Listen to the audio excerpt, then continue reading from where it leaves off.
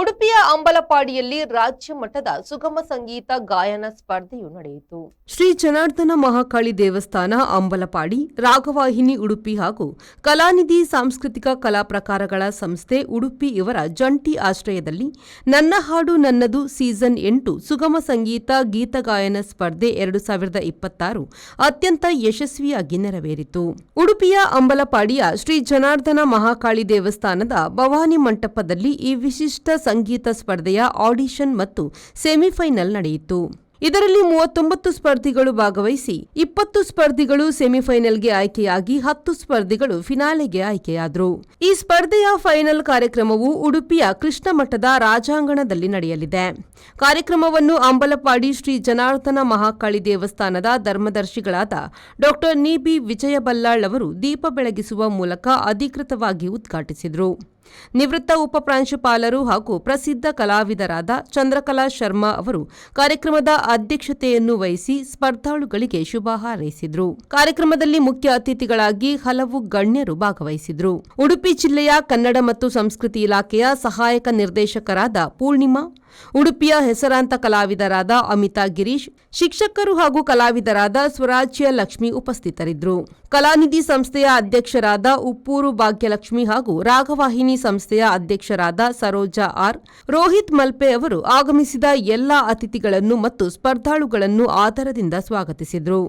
Audition ಹಾಗೂ ಸೆಮಿಫೈನಲ್ಗೆ ತೀರ್ಪುಗಾರರಾಗಿ ಜಾನಪದ ಕಲಾವಿದರಾದ ಶಂಕರ್ ದಾಸ್, ಆಕಾಶವಾಣಿ ಕಲಾವಿದರಾದ ಭಾರತಿ ಟೀಕೆ, ಸಂಗೀತಗಾರರಾದ ಮುಕ್ತಾ ಶ್ರೀನಿವಾಸ್ ಗಣೇಶ್ ಎರ್ಮಾಳು ಸಹಕರಿಸಿದರು. ನಮಸ್ಕಾರ.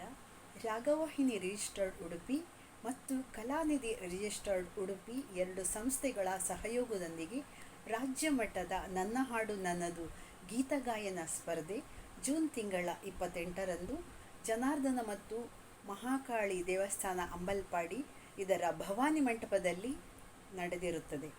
ಇದರ ಉದ್ಘಾಟನೆಯನ್ನು ಡಾಕ್ಟರ್ ನಿ.ಬಿ. ವಿಜಯ್ ಬಲ್ಲಾಳ್ ಸರ್ ಇವರು ಉದ್ಘಾಟಿಸಿರುತ್ತಾರೆ. ಹಾಗೂ ಪ್ರಥಮ ಹಂತದಲ್ಲಿ ಭಕ್ತಿಗೀತೆಯನ್ನು, ಅದರಲ್ಲಿ ಆಯ್ಕೆಯಾದಂತಹ 20 ಮಂದಿ ಸ್ಪರ್ಧೆಯನ್ನು ಸೆಮಿಫೈನಲ್ ಹಂತದಲ್ಲಿ ಭಾವಗೀತೆಯನ್ನು ಹಾಡಿರುತ್ತಾರೆ. ಆ ಭಾವಗೀತೆ ಸೆಮಿಫೈನಲ್ನಲ್ಲಿ ಹಾಡಿರುವಂತಹ 10 ಅಭ್ಯರ್ಥಿಗಳನ್ನು ಆಯ್ಕೆ ಮಾಡಿ ಫೈನಲ್ ಹಂತಕ್ಕೆ ಕಳಿಸಿರುತ್ತೇವೆ. ಈ ಫೈನಲ್ ಹಂತವು ಆಗಸ್ಟ್ ತಿಂಗಳ 8ರಂದು ಶ್ರೀಕೃಷ್ಣ ಮಠದ ರಾಜಾಂಗಣದಲ್ಲಿ ನಡೆಯಲಿಕ್ಕಿದೆ. 6 ಜನ ಇನ್ಸ್ಟ್ರೂಮೆಂಟ್ ಜೊತೆಗೆ ಈ 10 ಜನ ಸ್ಪರ್ಧಿಗಳು ತಯಾರಿ ನಡೆಸಿ ಅಲ್ಲಿ ಸ್ಪರ್ಧೆಯಲ್ಲಿ ಭಾಗವಹಿಸುತ್ತಾರೆ. ಅಲ್ಲಿಯೂ ಕೂಡ ಪ್ರಥಮವಾಗಿ ಭಕ್ತಿಗೀತೆಯನ್ನು, ದ್ವಿತೀಯ ಹಂತದಲ್ಲಿ ಭಾವಗೀತೆಯನ್ನು ನಾವು ಸ್ಪರ್ಧೆಯನ್ನು ನಡೆಸಲಿಕ್ಕಿದ್ದೇವೆ.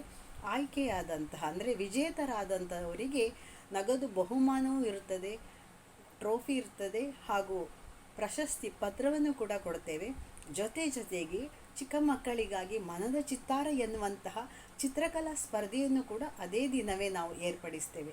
ಅದರಲ್ಲಿಯೂ ಕೂಡ ನಗದು ಬಹುಮಾನವಿರುತ್ತದೆ, ಪ್ರಶಸ್ತಿ ಪತ್ರ ಇರ್ತದೆ, ಟ್ರೋಫಿ ಇರ್ತದೆ. ಮತ್ತು ಈಗಾಗಲೇ ನನ್ನ ಹಾಡು ನನ್ನದು ಜೂನಿಯರ್ ಎನ್ನುವಂತಹ ಸ್ಪರ್ಧೆ ಮಾಡಿ ಆಗಿದೆ. ಅದು ವಿಡಿಯೋ ಮುಖಾಂತರ ಸಣ್ಣ ಮಕ್ಕಳಿಗಾಗಿ ಮಾಡಿರುವಂತಹ ಸ್ಪರ್ಧೆ. ಅದರಲ್ಲಿ ಕೂಡ ವಿಜೇತರಾದವರಿಗೂ ಹಾಗೂ ಸಮಾಧಾನಕರ ಬಹುಮಾನವನ್ನು ಕೂಡ ಅದರಲ್ಲಿ ನಾವು ನೀಡ್ತಾ ಇದ್ದೇವೆ. ಅಲ್ಲಿಯೂ ಕೂಡ ನಗದು ಬಹುಮಾನವಿರುತ್ತದೆ. ನಮಸ್ತೆ. Bureau report V4 news Udupi.